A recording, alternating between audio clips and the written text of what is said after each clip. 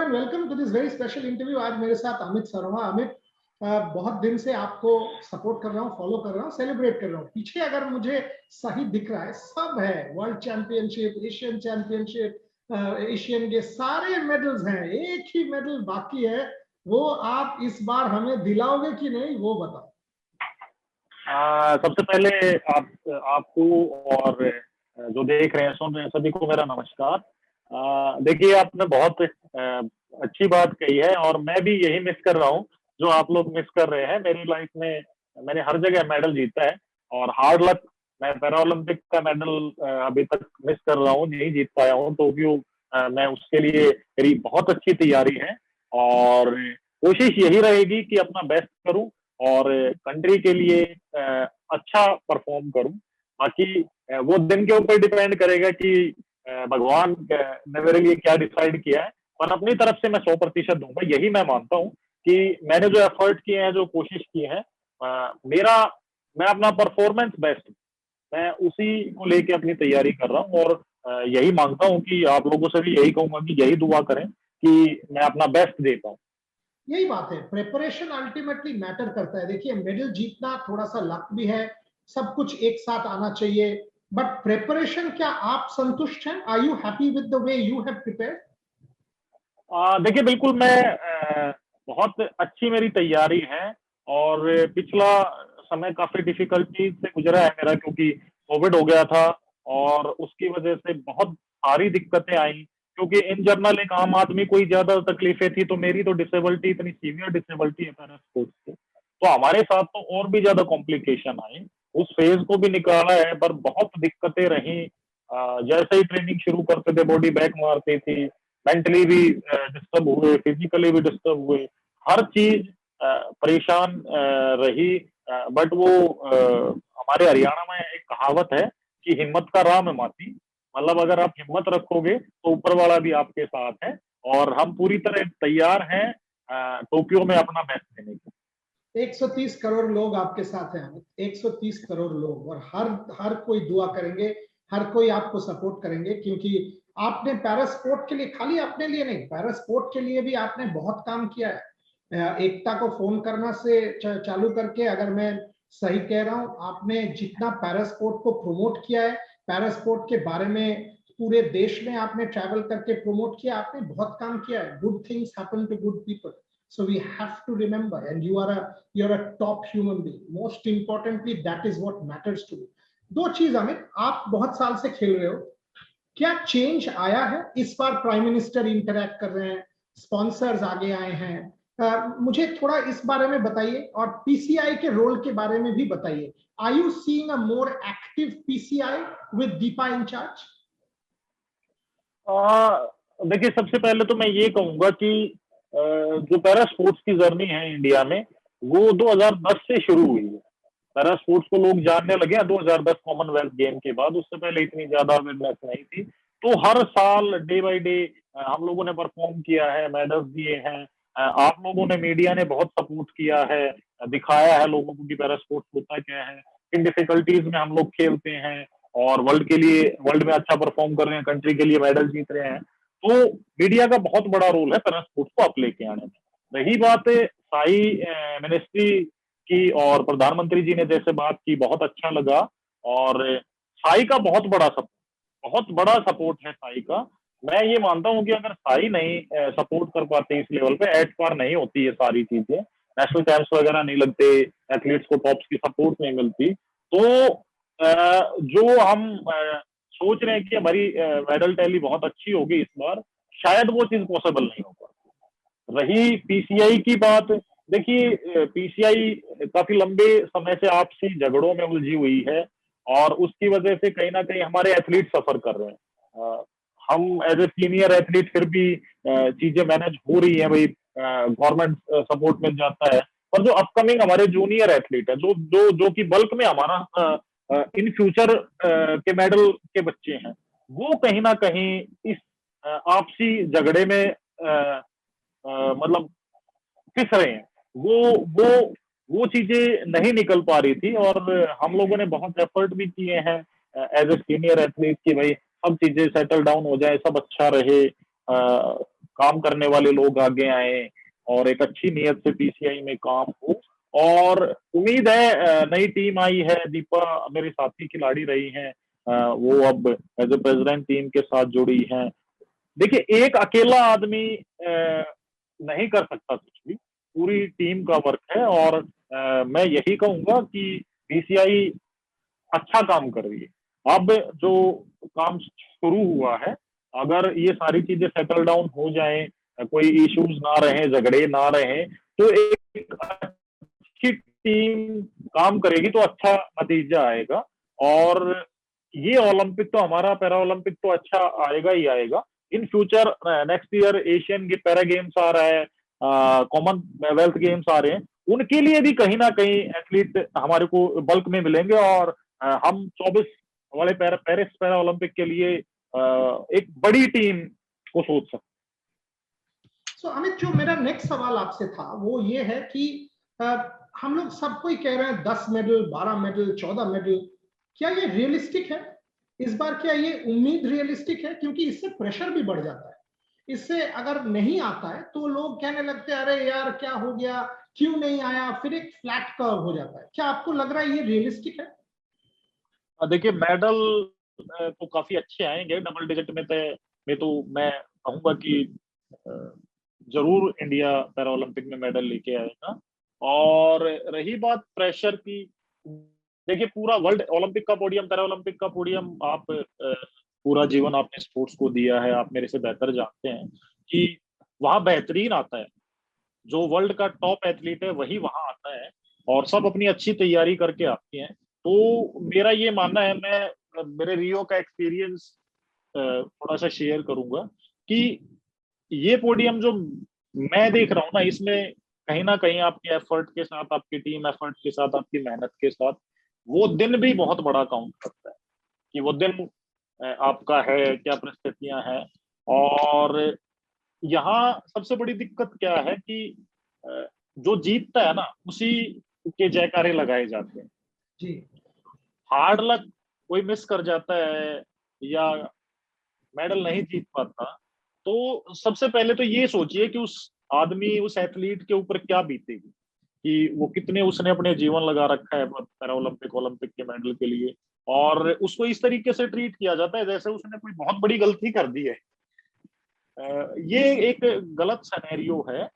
हमें सबको बूस्ट करना चाहिए, सबको पुशअप देना चाहिए कि भाई ठीक है, आपने अपनी तरफ से 100% एफर्ट दिए हैं।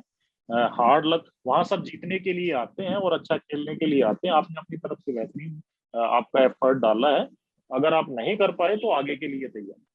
सही बात है, और क्योंकि मैंने इस बारे में लिखा भी है अमित। अगर आप देखें, मैंने एग्जैक्टली ये लिखा है कि हम नीरज को सेलिब्रेट कर रहे हैं, सातों को सेलिब्रेट कर रहे हैं, but at the same time जो बाकी 86 लोग हैं, हॉकी टीम अगर आप दोनों को ले लें, वुमेन्स टीम 4th आए हैं, फिर भी उनको सेलिब्रेट किया जा रहा है, अदिति को भी सेलिब्रेट कर रहे हैं हम लोग।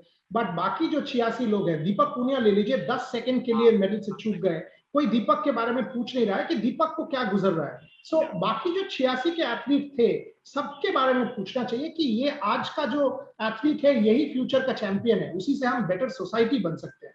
सो आपके साथ मैं पूरी तरह सहमत हूं। मैं इसके बारे में टेलीविजन में भी जिक्र किया है, लिखा भी है। हैविंग सेड दैट, फिर भी इस बार मैं कहूंगा कि अगर आप वुमेन्स हॉकी टीम देख लें या अदिति अशोक देख लें, at least there is a nationwide thing कि नहीं जी, सेलिब्रेट करना चाहिए। वो हम, मुझे एटलीस्ट बहुत अच्छा लग रहा है। और ये पैरा स्पोर्ट को भी अगर मैं देखूं, इस बार जितना इंटरेस्ट मुझे दिख रहा है सोशल मीडिया में, कॉमन लोगों में, ये एक इंपॉर्टेंट स्टेप फॉरवर्ड है। क्या आपको लगता है ये मैं सही कह रहा हूँ? भाई साहब, मैं ये मानता हूँ, रियो ने चेंज किया, पर टोक्यो पैरा ओलंपिक देश में पैरा स्पोर्ट्स का चेहरा बदल देगा। मैं इसलिए आपको कह रहा था कि पेरिस में आप बहुत बड़ी टीम देखेंगे, हमारी मेडल टैली बहुत बढ़ जाएगी, क्योंकि लोगों का इंटरेस्ट आया है। 130-35 करोड़ लोगों में, जबकि इतने एक्सीडेंट्स होते हैं, इतनी इंजरियां होती हैं, मेडिकल फैसिलिटी हमारी वर्ल्ड क्लास लेवल पे देखें तो इतने लोगों को मैनेज नहीं कर पा रही है, तो कितने कितने डिफरेंटली एबल लोग हैं जिनको पता ही नहीं है। अब आप संदीप को ही ले लीजिए या अजीत को ले लीजिए, जो जो लड़के 2 साल एक्सीडेंट होके आया है, 3 साल हुए हैं उसको, आज वो वर्ल्ड का टॉप एथलीट है। तो पोटेंशियल की कमी नहीं है, सिर्फ उसको ढूंढ के निखारने की जरूरत है। और मैं अपने लेवल पे वो छोटा सा प्रयास कर रहा हूँ जितना मैं कर पाता हूँ एज ए एथलीट। और मेरे साथी सीनियर एथलीट से भी मैं एक ही रिक्वेस्ट करता हूँ हमेशा कि यार आपको इस स्पोर्ट्स ने, पैरा स्पोर्ट्स ने, मेरा मानना ये है पर्सनली कि आपको बहुत दिया है। अमित को अमित सरोहा बनाने वाला ये पैरा स्पोर्ट्स है। एक बेड से वर्ल्ड का टॉप एथलीट बनाने वाला ये पैरा स्पोर्ट्स है। तो मेरी एक नैतिक जिम्मेवारी बनती है कि मैं कुछ ना कुछ इसके लिए जरूर करूं। और मैं हमेशा अपने साथी खिलाड़ियों को भी यही कहता हूं कि अपनी लाइफ में जब भी आप एक्टिव हैं या छोड़ देते हैं रिटायरमेंट के बाद, एक एथलीट को जरूर सपोर्ट करें, चाहे आप जिस भी लेवल पे करते हैं। लास्ट 2 सवाल अमित, लास्ट 2 सवाल। एक आप आपके पास अनुभव है, एक्सपीरियंस है, how important is that Olympic stage में? हाउ इंपॉर्टेंट इज दैट कि ये जो प्रेशर के बारे में हम लोग बार बार बात करते हैं, आपने किया, मैंने किया, अभिनव तीसरा ओलंपिक में मेडल जीता, देवेंद्र तो अलग बात है, फिर भी 2004 2016 दोनों जीता है उसने। बट अगर मैं देखूं मैक्सिमम केसेस में ओलंपिक स्टेज में ये जो अनुभव आपके पास है ये बहुत इंपॉर्टेंट हो जाता है। आपको क्या लगता है, does that make you a better athlete this time around? देखिए भाई साहब, आपके पूरे इंटरव्यू में आपने मुझे 4 बार कहा मेडल के बारे में, मैंने फिर भी आपको वही कहा है कि मैं अपना बेस्ट परफॉर्म करूंगा। और जब ये मेडल शब्द आ नहीं जाता है, नहीं नहीं, मैं मेडल के बारे में नहीं पूछ रहा। आई एम सेइंग दैट आपने रियो आप परफॉर्म कर चुके हो, आप वर्ल्ड स्टेज में परफॉर्म कर चुके हो। और मैं क्लैरिफाई कर देना चाहता हूं, मैं बार बार कहता हूं हर एथलीट को, अगर आप अपना पर्सनल बेस्ट देते हो, अपना पर्सनल बेस्ट अचीव करते हो, मेरे लिए that is the most important. Medal आएगा ग्रेट, बट मुझे ये जानना है, मान लीजिए जब आप पहला ओलंपिक खेलते हो, वो एक अलग प्रेशर है, world's best people, world championship हर साल आता है, तो अमित सरोहा के दिमाग में ये होगा, अरे भाई नेक्स्ट महीना और एक है। ओलंपिक्स आपका दिमाग में ये होगा 4 साल बाद है, मैं रहूंगा या नहीं रहूंगा पता नहीं है, एक अलग प्रेशर है। इसीलिए मैं पूछ रहा हूं, आप रियो में थे, आपके पास अनुभव है, does that make you a better athlete going to Tokyo? देखिए भाई साहब, हर कंपटीशन आपको एक नई सीख देता है। और मैं यही मानता हूँ, मैं कभी भी हारता नहीं। अगर मैं मेडल मिस भी करता हूँ तो या तो मैं जीतता हूँ या मैं सीखता हूँ। तो वो जो मेरे पिछले 10-12 साल का कैरियर है, स्पोर्ट्स कैरियर, उसमें जो भी कमियां, गलतियां रही हैं, हमने काम किया है उस पे। और बहुत अच्छी तरीके से हमने उन चीजों को देखा है, भाई क्या हमने वहां मिस किया, क्या कमी रही, क्या हमसे गलत हुआ, ताकि अपकमिंग इवेंट में हम वो चीजें ना दोहराएं। और देखिए, अनुभव बहुत बड़ी चीज है। जीवन जितना आप एक्सपीरियंस लेते जाएंगे उतना सिखाता जाएगा। और मैं तो ये मानता हूँ कि एक खिलाड़ी के लिए तो पूरा जीवन सीखने का ही है, अगर वो चाहे तो। जिस दिन उसने ये मान लिया कि मैं सुप्रीम हूँ या मैं बेस्ट हूँ, उस दिन शायद आगे बढ़ने का रास्ता बंद हो जाएगा। तो मैं हर मेरे साथी खिलाड़ी हैं, मेरे जूनियर खिलाड़ी हैं, धर्मवीर को जैसे मैं खुद ट्रेनिंग कराता हूँ, एकता को कराता हूँ, तो ऐसा नहीं है कि मैं उनसे सीखता नहीं, मैं भी उनसे भी बहुत कुछ सीखता हूँ। मेरे साथ हम ट्रेनिंग करते हैं, कंपटीशन करते हैं, तो ये एक एक्सपीरियंस है कि ये क्या, हर आदमी का अलग तरीका है, हो सकता है उससे मैं क्या बेटर देता हूँ।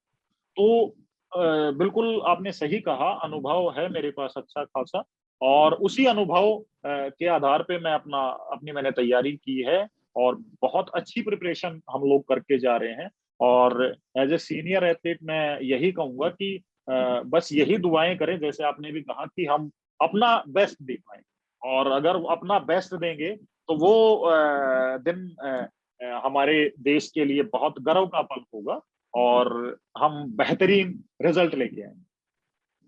थोड़ा सा आप, लास्ट क्वेश्चन यही है हमें, थोड़ा सा आपके प्रिपरेशन के बारे में बताइए, बिकॉज नॉट ऑलवेज हम पढ़ते हैं, आपके बारे में पढ़ के पता लगता है, जितना जान सकते हैं उतना जानने का कोशिश करते हैं, but there is a story, माने कितना एफर्ट जाता है, कैसे जाता है, बैक स्टोरी जो है आपका, ट्रेनिंग कैसा जाता है, प्रिपरेशन कैसे जाता है, कैसे आप अमित से अमित सरोहा बने, अभी आप कैसे तैयारी किया है आपने, इसके बारे में थोड़ा सा मुझे समझाइएगा। देखिए, सर मैं ये मानता हूँ कि एक वर्ल्ड क्लास एथलीट एक दिन में नहीं बन सकता। तो बहुत लंबी जर्नी है, बहुत लोगों का सपोर्ट रहा है, बहुत लोगों ने एफर्ट डाले हैं। और मैं तो ये मानता हूँ कि इस डिसेबिलिटी में अगर कोई एथलीट अच्छा कर पा रहा है, क्योंकि मेरी जो स्पाइनल कॉर्ड इंजरी है, मेरी एकता की, धर्मवीर की, वो सबसे सीवियर डिसेबिलिटीज है पैरा स्पोर्ट्स की। ना आपके हाथ काम करते हैं प्रॉपर, ना आपकी ग्रिप है, ना आपके शरीर का हिस्सा काम करता है। दो आदमी आपको उठा के शिफ्ट करते हैं, बिठाते हैं, तब आप कहीं ट्रेनिंग के लिए जा पाते हैं। तो दिक्कतें बहुत है, इजी नहीं है हम लोगों के लिए स्पोर्ट्स करना। बट वही बात है कि अगर आप यही सोच के घर बैठ जाओगे तो फिर शुरुआत ही नहीं होती। मैं एक छोटा सा इसमें ऐड करूंगा, जब मैंने शुरू किया था तो इंडिया से कोई एथलीट खेलता नहीं था इस डिसेबिलिटी में। 2009 की बात है ये, जब मैंने पैरा स्पोर्ट्स का मुझे पता चला। तो मतलब मैं शुरू कर रहा था, ना कोचेज सपोर्ट कर पा रहे थे, क्योंकि जब आप पकड़ ही नहीं पा रहे हो, ग्रिप ही नहीं है, तो आप कैसे करोगे ट्रेनिंग, क्या आपको ट्रेनिंग कराई जाए। तो शुरू हुआ, देखा, कुछ सीखा, कुछ एक्सपेरिमेंट किए, सपोर्ट मिला लोगों का।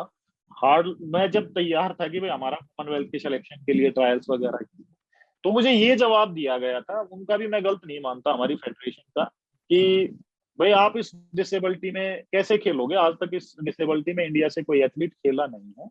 और इन केस वो भी डर रहे थे कि इन केस इतनी सीवियर डिसेबिलिटी में आपको कुछ हो गया during the competition, during the training, आपके साथ कुछ मिस हैपनिंग होगी, भाई कोई समस्या आ गई, तो कौन रिस्पॉन्सिबल होगा। इवन मुझसे ये कहा गया था कि आप रिटर्न में देंगे कि अगर आपको कुछ होता है कंपटीशन या ट्रेनिंग के टाइम पे या कंपटीशन में, तो उसके रिस्पॉन्सिबल आप हैं।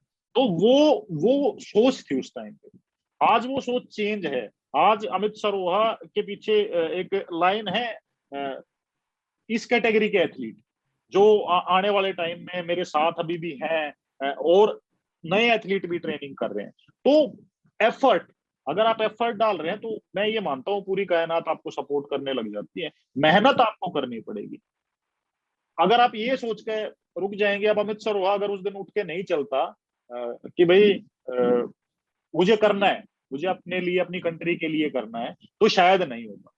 अगर मैं ये सोच लेता कि यार कैसे होगा, यहाँ से बैंगलोर कैसे जाऊंगा, घर से ट्रेनिंग पे कैसे जाऊंगा, कैसे होगा, कुछ आता नहीं, कुछ पता नहीं एथलेटिक्स के या पैरा स्पोर्ट्स के बारे में, तो शायद नहीं हो।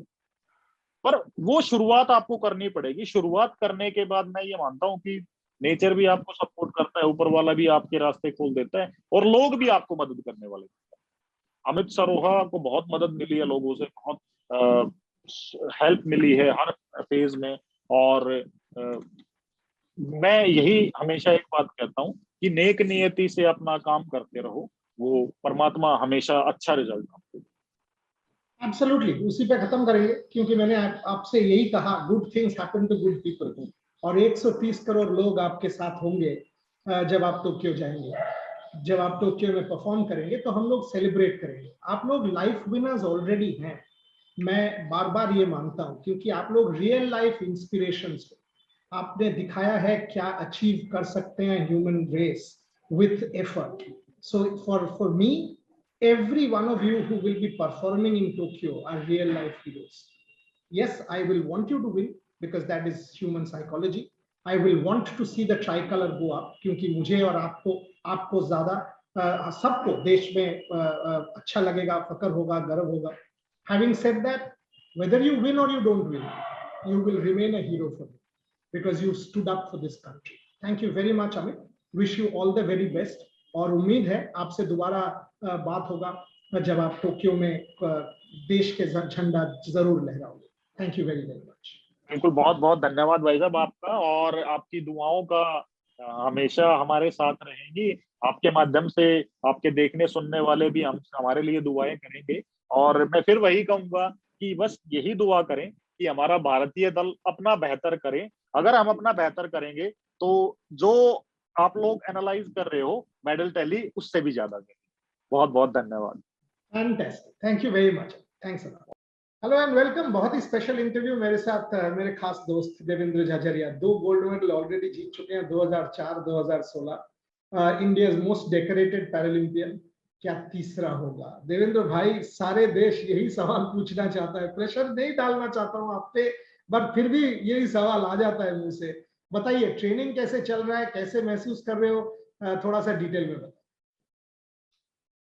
बिल्कुल, मैं भी पूरी कोशिश करूंगा कि मैं देश के लिए तीसरा गोल्ड मेडल जीतूं, और वो भी मेरे उससे भी आगे कहीं ना कहीं मैं ये सोचता हूं कि मैं वर्ल्ड रिकॉर्ड के साथ फिर से गोल्ड मेडल जीतूं। अरे फैंटास्टिक। प्रिपरेशन के बारे में थोड़ा बताओ।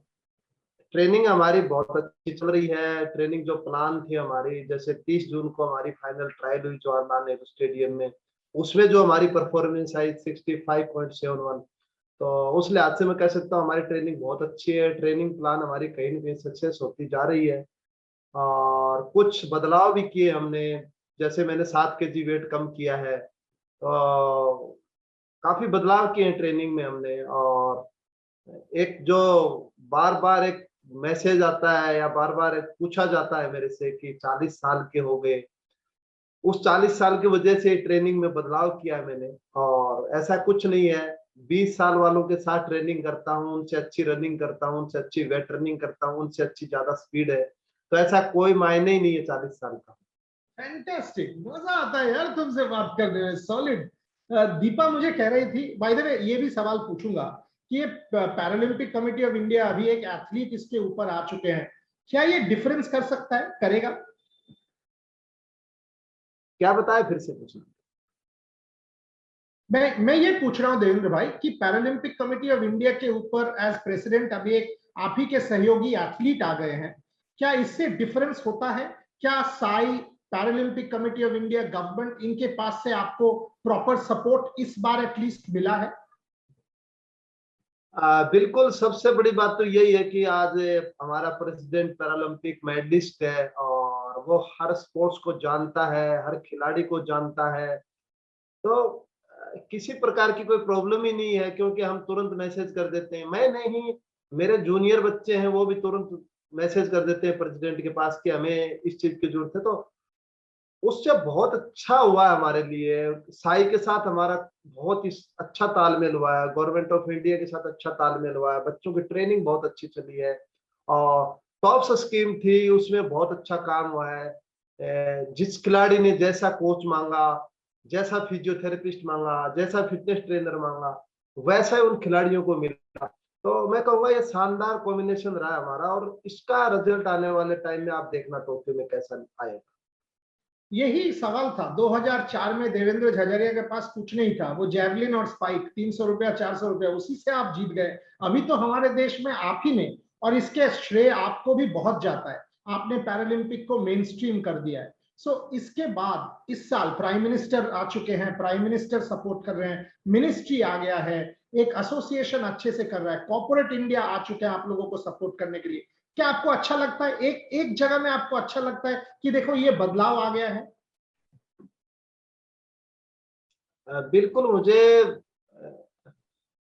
2004 मुझे आज भी याद आ रहा है, जब मेरे पिताजी मुझे विदाई करने गए थे, वो अकेले थे मेरे साथ। सोचो। और उन्होंने एक बात बोली थी मुझे कि देख, यहाँ पे जाके अच्छा करेगा तो ही बदलाव होगा, यदि आप वहां नहीं कर पाओगे तो कोई बदलाव नहीं होगा। तो मैंने 2004 एथेंस में वर्ल्ड रिकॉर्ड के साथ गोल्ड मेडल जीता। भारत सरकार ने पैरालंपिक कमेटी ऑफ इंडिया को रिकॉग्नाइज किया। उसके आगे फिर जैसे ही 16 में हमने गोल्ड मेडल जीता और मरियप्पन ने जीता, वहां से एक मोमेंट शुरू हुई, वहां पे टॉप स्कीम हुई। उसके बाद जैसे आज मैं देख रहा हूँ, आज जो मेरे पिताजी का सपना था, उन्होंने जो बोला था, वो माननीय प्रधानमंत्री जी ने आज हमें विदाई दी है टोक्यो जाने के लिए। तो मैं मानता हूँ रियली ये बदलाव है और बदलाव से आगे कहीं न कहीं हिंदुस्तान में स्पोर्ट्स कल्चर डेवलप हो रहा है। सही बात, सही बात है। देवेंद्र भाई ये भी कहा जा रहा है कि रियो में 19 एथलीट थे, 4 मेडल आया था। इस बार 54 एथलीट है, हम लोग सब कह रहे हैं 10 मेडल आएगा, 10 मेडल आएगा। क्या आपको लग रहा है ये रियलिस्टिक है? नहीं, 10 नहीं आएंगे। मैं बताऊं आपको, हमारे 15 से 17 मेडल आएंगे। क्या कह रहे हो? ये हाँ, इंटरव्यू पब्लिक प्लेटफॉर्म है, आप सोच के कहो जो कह रहे हो। हाँ, मैं बिल्कुल कह रहा हूँ 15 से 17 मेडल आने चाहिए हमारे, बिल्कुल, मैं कॉन्फिडेंस में हूँ। अगर 15 से 17 मेडल आ गया तो रेवोल्यूशन हो जाएगा भाई, रेवोल्यूशन हो जाएगा हमारे देश में। बिल्कुल बिल्कुल, मैं कॉन्फिडेंस में हूँ और मैं बता रहा हूँ आपको, फिर से मैं बता रहा हूँ 15 से 17 मेडल हमारे आने चाहिए। देवेंद्र भाई ये बताओ, कोविड आया, सेकेंड वेव, इतना बुरा कोविड वेव आया, उसके बीच में आप कैसे ट्रेनिंग कर रहे थे, उसको कैसे झेला आपने, how did you deal with that? Covid बहुत बड़ा चैलेंज आया था, और वो आज भी मुझे समय याद है जब मैं गांधीनगर से वापस मेरे गांव चला गया था राजस्थान में, और मुझे कोच ने कहा कि कुछ भी हो जाए बिल्कुल भी वेट नहीं बढ़ना चाहिए आपका, क्योंकि आप घर से बाहर नहीं निकल पाओगे, वेट बढ़ेगा और बॉडी की फैट परसेंटेज बढ़ते ही आपका कुछ नहीं कर पाओगे आप। तो मैंने घर पे जितना भी मेरे पास अवेलेबल थी फैसिलिटी, जैसे मेडिसिन बॉल एक्सरसाइज करता था, कुछ कोर की एक्सरसाइज करता था, और उसके बाद फिर मैं गैस सिलेंडर लेकर के उससे एक्सरसाइज करता था, गाड़ी का टायर लेके मैं एक्सरसाइज करता था, मेरी वाइफ करवाती थी मुझे, वहां पे कोच नहीं था। तो वो बहुत चैलेंजिंग टाइम था, लेकिन उसमें मैंने वेट नहीं बढ़ने दिया मेरा बिल्कुल भी, मेरा वही वेट रहा जितना मेरा था। तो लेकिन बहुत समय था, वो बुरा समय था। उसमें हम सबसे बड़ी प्रॉब्लम ये थी कि हमारे कहीं न कहीं एक सस्पेंस बना हुआ था कि ओलंपिक होगा या नहीं होगा, या क्योंकि आपका पोस्टपोन्ड भी कर दिया गया था ओलंपिक। फिर तो बहुत ही कहें तो हम थोड़े से ये हो गए कि ओलंपिक होगा या ना होगा, तो ट्रेनिंग पे भी असर पड़ता है। लास्ट में मैंने यही सोचा कि जो भी होता है अच्छे के लिए होता है, जो भी होगा अच्छा होगा, मेरा काम ट्रेनिंग करने का। सही बात है। आई मीन सारे वर्ल्ड में ये एप्रीहेंशन आ चुका था कि होगा या नहीं होगा। बट मैं आपको ये कह सकता हूँ, टोक्यो में मैं था, ओलंपिक के समय था, इन्होंने बहुत अच्छे से ऑर्गेनाइज किया है। प्रोटोकॉल्स बहुत ही रिजिड है, बट इतना अच्छे से ऑर्गेनाइज किया है कि आपको एक भी समय ऐसे नहीं लगेगा कि आपको डर लग रहा है, नहीं लग रहा है। एंड ये प्रोटोकॉल आपके लिए और अलग होगा, एथलीट्स के लिए, विलेज मीडिया के लिए वैसे भी था। बहुत ब्यूटीफुली ऑर्गेनाइज्ड ओलंपिक गेम्स है ये। जापान को श्रेय जाता है, इंटरनेशनल ओलंपिक कमेटी को भी जाता है। मुझे ये बताइए, आपने आपने लास्ट फ्यू मंथ, ये आपने बोला 7 किलोज आपने वेट कम किया है, ये इसका जो बेसिस है ऑब्वियसली स्पोर्ट्स साइंस होगा। आपका ट्रेनिंग का थोड़ा एक अंदाजा दीजिए, क्या कर रहे हैं जो अलग है, पहले क्या करते थे, अभी क्या कर रहे हैं, how have you changed, what has changed? Actually training में मैंने जो बदलाव किया है, जैसे वेट लॉस के लिए हमने कुछ एक्सरसाइजें की। वेट लॉस का मतलब ये था कि मसल्स वेट हमें लॉस नहीं करना है, हमें फैट वेट लॉस करना है। तो बॉडी की फैट परसेंटेज हमारी डाउन आई, स्पीड बढ़ी हमारे अंदर। स्पीड बढ़ने से हमारी जो खास करके जेवलिन में जो क्रॉसिंग होती है, हमारी लास्ट के 3-4 स्टेप जो क्रॉस लेते हैं हम, उसका मेरा मोमेंट मैंने फास्ट किया है। तो जो मैंने मोमेंट फास्ट किया उससे मेरा ट्रायल में अच्छी परफॉर्मेंस रही है। उसके लिए हमने अलग अलग एक्सरसाइजें की हैं। मेरे फिटनेस ट्रेनर है लक्ष्य बत्रा जी, उन्होंने बहुत अच्छी ट्रेनिंग करवाई मुझे।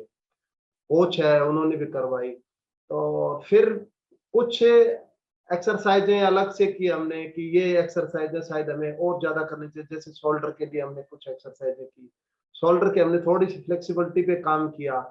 तो ये पहले हमने इतना नहीं किया था, अब हमने ये बदलाव किया है, और उस बदलाव का मुझे उम्मीद है टोक्यो में आपको एक अच्छा रिजल्ट दिखे। अभी तो जैवलिन हमारे देश का एक न्यू फाउंड लव है, नीरज चोपड़ा है, आप हो। जैवलिन माने भारतवर्ष के लिए एक बहुत ही इंपॉर्टेंट इवेंट है। और ओलंपिक गोल्ड के बाद पैरालंपिक गोल्ड अगर आ जाता है, बहुत ही इंपॉर्टेंट माइलस्टोन होगा भारतीय स्पोर्ट के लिए। क्या आपको लगता है ये जो इस साल का पैरालंपिक्स है, क्या this will actually finally main stream Paralympic sport? आपको ये लगता है कि रिवॉर्ड्स एक होंगे, अर्जुन अवार्ड नंबर्स एक होंगे, खेल रत्न अभी एक मिल रहा है सबको, कैश अवार्ड्स और रिवॉर्ड्स एक होंगे? क्या आपको लग रहा है एक इक्वालिटी के जगह हम पहुंच सकते हैं? बिल्कुल, सरकार बिल्कुल बराबरी का दर्जा दे रखा है, लेकिन मेरा ये मानना है कि मीडिया भी बराबरी का दर्जा दे, जो दे रहा है प्रेजेंट में। मुझे ऐसा लगता है जब हम अच्छी परफॉर्मेंस दे करके आएंगे, टोक्यो में वापस आएंगे, तो वही मान सम्मान सभी जगह से हमें भी वैसा ही मिलेगा, मुझे पूरा विश्वास सही बात है, क्योंकि अगर आप देखें, जब रियो में थे उसके बाद आप और मैं जितना इंटरव्यू करते थे, मैं इतना कभी बाकी लोगों में इतना उच्छ्वास, इतना सपोर्ट सोशल मीडिया में मैंने नहीं देखा है। अभी जो मैं देख रहा हूं कि सब कोई बात करना चाहता है, सब कोई सपोर्ट कर रहा है, ये मुझे भी एक अच्छा लग रहा है। जब आप और मैं और दीपा जयपुर में भी किताब लॉन्च किया था, इतना सपोर्ट नहीं देखा था मैंने 3 साल पहले, 2 साल पहले। अभी तो ये चेंज मुझे भी बहुत अच्छा लग रहा है। Final couple of questions Devendra भाई। वन, फैमिली के बारे में बताइए, क्योंकि आपकी बीवी, उनको भी सेलिब्रेट करना चाहिए, क्योंकि टीम देवेंद्र झझारिया जो है, आपकी वाइफ 2013 उस समय आपको सपोर्ट किया, उन्होंने खुद का करियर सैक्रिफाइस करके सपोर्ट किया, बच्चे को देखभाल करके सपोर्ट किया, नहीं तो आप छोड़ देते। थोड़ा फैमिली के बारे में बताइए, it's very important for people to know, number one. And number two, क्या आपको लग रहा है ये जो हम इंटरव्यू करने से पहले आपको बोल देते हैं देवेंद्र भाई 2 गोल्ड, तीसरा आएगा क्या, आप इसको प्रेशर देखते हो कि अपॉर्चुनिटी देखते हो? नहीं नहीं, मैं सबसे पहले बताना चाहूंगा कि मैं इसको कोई प्रेशर के तौर पे नहीं लेता।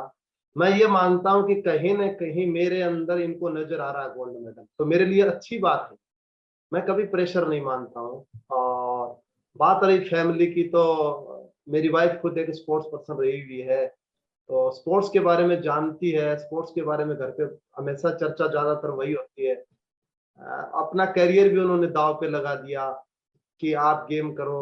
मैं 2010 में छोड़ दिया था मैंने तो गेम। आज शायद मैं डबल ओलंपिक गोल्ड मेडलिस्ट नहीं होता यदि वो मेरी सपोर्ट नहीं करती। तो आज भी देखा जाए तो मैं 7 महीने में 1 दिन घर पे गया हूँ सिर्फ। बेटी है 10 साल की, वीडियो कॉल पे बात करती है, कोई बात नहीं पापा जी, आप गोल्ड मेडल जीत के आना, फिर हम सेलिब्रेट करेंगे, मैं यहीं रह लूंगी, कोई बात नहीं। लेकिन बेटा 6 साल का है, वो नहीं मानता। वो बार बार बात करता हूँ तो वो ये कहता है मुझे पता नहीं, घर पे आ जाओ कल। ऐसा क्या है, क्यों नहीं आते आप? मैं नहीं मानता। तो उसको समझाना पड़ता है थोड़ा सा कि खेल है, ऐसे ऐसे खेलना जरूरी है। वो कहता है मैं आ जाओ मेरे साथ खेल लो, मैं खिला दूंगा आपको। तो कई बार ऐसे सोचते हैं कि आप किसी बड़े मिशन में जाते हो तो छोटे मिशन को भूलना पड़ता है आपको। तो ये समझौता करना पड़ता है फैमिली के साथ। और फैमिली की बहुत बड़ी सपोर्ट हमेशा से रहती है। उम्मीद है उसी का रिजल्ट आने वाले टाइम में जो ट्रॉफी है उसमें एक अच्छा रिजल्ट मैं दे पाऊंगा। आखिरी सवाल, ये गोल्ड मेडल क्या बेटी और बेटा के लिए, ये मेडल उनके लिए? बिल्कुल, मैं कहना चाहूंगा कि उनके लिए वो उनकी एक मेरे खास करके एक पिताजी की विशेष तौर पे इच्छा थी कि उनको वो गोल्ड मेडल लेके आऊंगा मैं, बट वो लास्ट ईयर इस दुनिया में नहीं रहे। तो कहीं ना कहीं वो मेरे जहन में है कि उनके लिए मैं एक मेडल जीत के लाऊं। मेरी बेटी, मेरा बेटा बहुत मिस कर रहा है मुझे, बेटी बहुत मिस कर रही है कि पापा जी बिल्कुल गोल्ड मेडल लेके आना आपको, बिल्कुल। Can't be better, can't be better. Look at this man, and if you don't feel inspired, then I don't know what will inspire you. Devendra Jhajaria, I've always said this. You are a dear friend. I consider you family. आप परिवार हो, और आप तीसरा medal जीतो या ना जीतो, आप जीतोगे जरूर, बट आप जीतो या ना जीतो, आप हीरो हो। आप इस देश के लिए एक इंस्पिरेशन हो, मेरे लिए भी हो। टोक्यो में आपका इवेंट 30 तारीख को 7:30 बजे इंडिया टाइम जब होगा, हम लोग सब कोई आपके लिए दुआ करेंगे, प्रेयर करेंगे और सेलिब्रेट करेंगे। और आपके पास फोन नहीं रहेगा, दीपा से कह दूंगा मेडल जीतने के बाद दीपा से फोन ले लेना और जरूर आ जाना इंटरव्यू के लिए, क्योंकि सेलिब्रेट मुझे तो पहले आपसे करना है। ये आप जरूर याद करिएगा। सावधानी से जाइए और मेडल लेके वापस आइए देवेंद्र भाई। Whole of 130 crore Indians will be praying for you. जी जी, बिल्कुल बिल्कुल। Thank you very much.